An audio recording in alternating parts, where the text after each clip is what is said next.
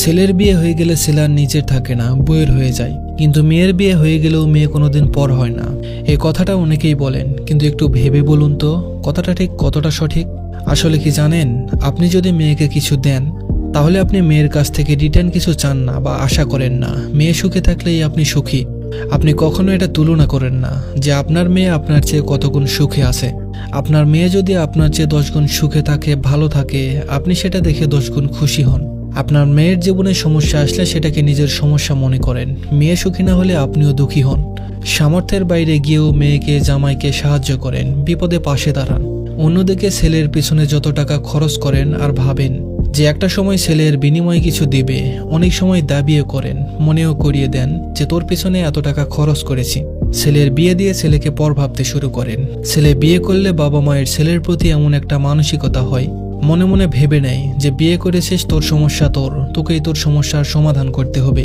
বিয়ে করেছিস, তোকে কোনো সাহায্য করতে পারবো না, পারলেও সাহায্য করে না।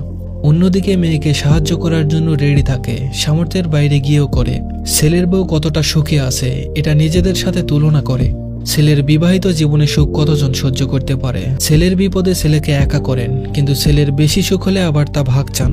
আসলে মেয়ের কাছ থেকে কিছু আশা করেন না, কোনো দায়িত্ব আরোপ করেন না। তাই মেয়ে যদি 5% কিছু দেয়, আপনি ভাবেন মেয়ে আমাদের কথা অনেক ভাবে। আর এদিকে ছেলের উপর 100% দায়িত্ব, অনেক কিছু আশা করেন। এখন ছেলে সেটা দিতে না পারলে অথবা 70-80% দায়িত্ব পালন করতে পারলেও যেটুকু পারছে না সেটুকু ভেবেই ভাবেন যে ছেলে অনেক খারাপ।